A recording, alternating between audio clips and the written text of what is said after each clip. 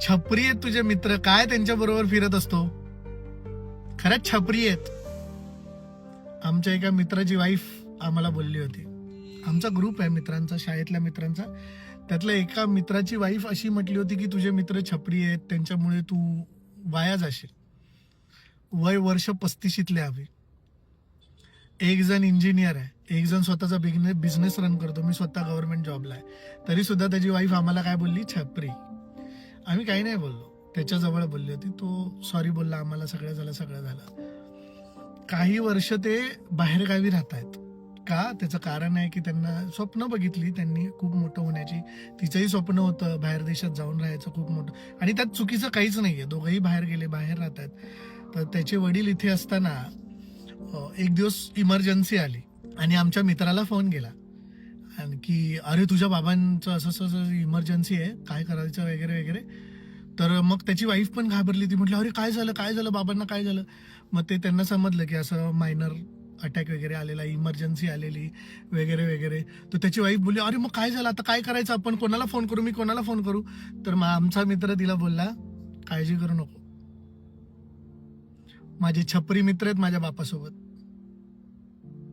ज्यांना तू छपरी म्हणतेस ना, वेल सेटल्ड चांगली शिकलेली मुलं हस्ती माझ्या बापासोबत आहेत. मी इथे राहतोय ना बाहेरच्या देशात, त्याचं कारण ते आहे की मी निर्धास्त आहे. मी इथे असलो तरी माझे भाऊ तिथे आहेत. माझे भाऊ प्रत्येक क्षणाला, प्रत्येक मोमेंटला त्यांच्या सोबत आहेत. ही मैत्री आहे. भले तू त्याला छपरी म्हण, टपोरी म्हण, काय म्हणायचंय ते म्हण.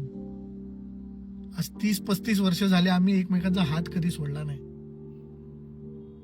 त्यावेळेला तिला ते रिअलायझेशन झालं, मग ती बोलली सॉरी वगैरे सगळ्या गोष्टी.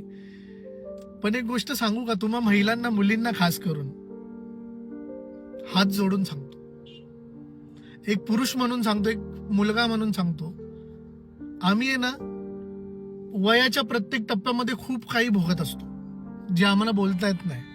आणि सगळ्यात महत्वाचं काय माहितीये, आम्हाला शिकवलं हे जातं की तुम्ही बोलायचं नाही, तुम्ही कमजोर दिसाल, तुम्ही रडायचं नाही, तुम्ही कमजोर दिसाल. आमचं माहेर आहे ना, आमचे मित्र आहेत, त्यांच्या जवळ रडतो आम्ही, त्यांच्या जवळ मन हलकं करतो. ते आमचा जीव असतात. म्हणून त्यांच्याकडे जाताना ना तुम्ही हा विचार करा की ह्या माणसाला आपण माहेरी जाण्यापासून रोखतोय, त्याच्यावर बंधन घालतोय. जाऊ दे, त्याला सगू द्या थोडस, त्याचं माहेर पण.